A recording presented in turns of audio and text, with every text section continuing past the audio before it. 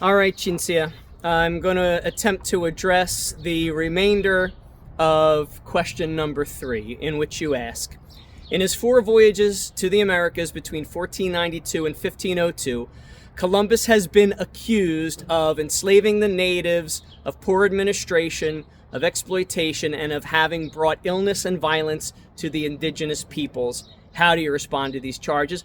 Once again, I begin by saying that the tribal peoples of the Americas are neither native nor indigenous peoples. They are the tribal peoples, that's how they refer to themselves, and they were the first colonizers. They colonized the land masses that are now called the Americas by migrating from Asia across ice bridges that had formed during the Ice Age and that were still there at the time of their migration. They started spreading out through what is now Canada, spreading out eventually as they moved their way south through what is now the United States, spreading out through what is now Latin America, and spreading out through the Caribbean and South America. So that's my first response. But what I'm really attempting to address in this is the rest of it. So I already talked about enslaving the natives 2 videos ago. I already talked about the accusations of poor administration in the last video. So in this video, I'm going to address all the rest. This exploitation, bringing illness, and bringing violence. Okay, so let's start with exploitation. So what exploitation? Like, I already explained how Columbus refused to permit the Spaniards to exploit the Taínos in trade. I mean, other than that, I don't know what you mean by exploitation. The question is just too vague to answer, except perhaps with the vague answer like that's bullcrap, which is exactly what that is. Let's talk about who was exploiting people in the Caribbean. So when I think of exploitation, I think of using someone else for your own benefit and to their detriment. So the Caribs were the ones who were exploiting the Taínos and the Siboney and all of the other tribes, whatever was left of the other tribes that they didn't murder to the man through their campaign of genocide that had been going on when the Europeans got there.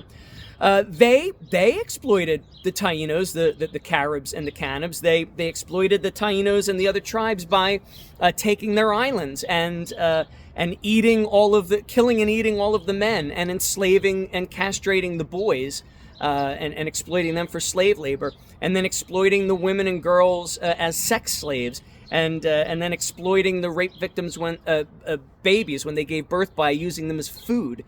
So it wasn't that Columbus exploited anyone. He stopped the exploitation. I told you that he put an end to the Caribs' campaign of genocide. So he put an end to the exploitation of the other tribes by the Caribs, just like he prevented the exploitation and trade of the Taínos by the Spaniards. Who else was? That's where the exploitation was. So once again, these accusations that he exploited anybody is the exact opposite of what is true.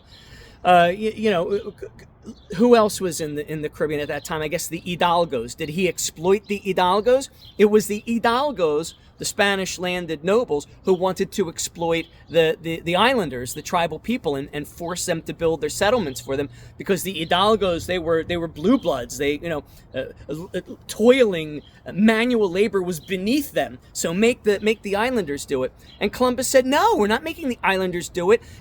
Take off your frilly jacket and roll up your frilly sleeves and pick up a damn shovel and a pickaxe and build your own settlements. So once again, Columbus prevented the Hidalgos from exploiting anybody.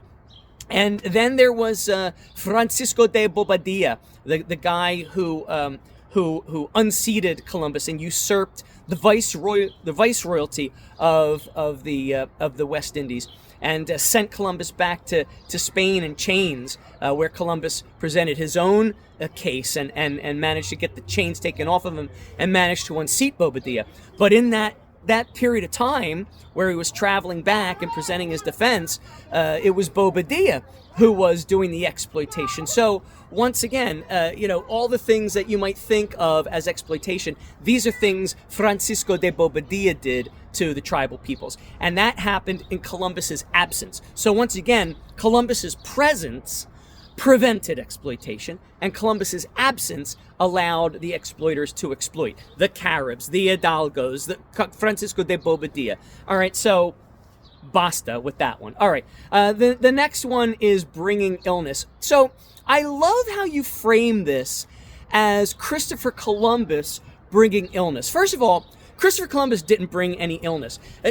First and foremost, there were many illnesses exchanged. The tribal peoples of the Americas and the Europeans exchanged illnesses. It went both ways. The framing of the question already shows a bias. But even with respect to the exchange of illnesses, Christopher Columbus, there's no evidence that Christopher Columbus was a patient zero for anyone, for any illness. So, see, the way this works is when people from different parts of the world make first contact with each other, both sides expose each other to diseases to which the other side has no immunity. And this happens because of different pathogens. Different regions of the world have different pathogens. So when people are exposed to a populace from another region of the world, they are exposed to these previously unencountered pathogens. Another reason is a lack of immunity, which stems from that. Neither side has been exposed to the disease before, so they have no natural immunity. And then lastly, limited medical knowledge. At the time of first contact, medical knowledge or practices were limited to begin with, and particularly so regarding unknown pathogens, making it difficult to treat or prevent the spread of disease. And it bears pointing out here that the tribal peoples of the Americas were living in the Stone Age when the Europeans first made contact with them. The Europeans were 3.5 millennia ahead of the tribal peoples in science, technology, and social development. So, unsurprisingly, all of the diseases Europeans gave to the tribal peoples have been cured, which the cure was, by the way, was the product of European scientific development. Unsurprisingly, since the tribal peoples had no science to speak of, the same cannot be said of all of these unknown diseases that the tribal peoples gave to the Europeans, including syphilis, which is fatal and for which no cure has yet been found. So, once again, the whole framing of the question is biased. This is so typical of detractors of Christopher Columbus. And last but not least, bringing violence. So, once again, here's an example of the opposite of what is true. Columbus didn't bring violence. Any violence that occurred always happened in Columbus's absence. Columbus was a pacifying force in the New World.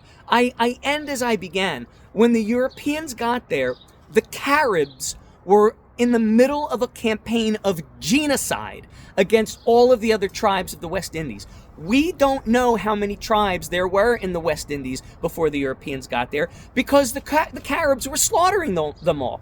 The only ones that were still left in any number were the Taínos. The Siboney were gone. All the other tribes were gone. The Siboney, there were a scattered few still there. All the other tribes were gone because the Caribs or the Canibs destroyed them all. So when Columbus got there, he put an end to the campaign of genocide by the Caribs. So he didn't bring violence. Violence was already there. He came and put an end to the violence. And while he was there and while he was governor, against his will, he didn't really want to be governor, but he did it because the crown made him do it. The Hidalgos wanted to mistreat the Taínos. They wanted to force them to build their settlements, and if they resisted, they wanted to punish them like a chattel slave master would punish a chattel slave. And Columbus said, absolutely not. You're not doing that. And as a matter of fact, Hidalgos who did that against Columbus's mandate were themselves tried and subjected to the penal system.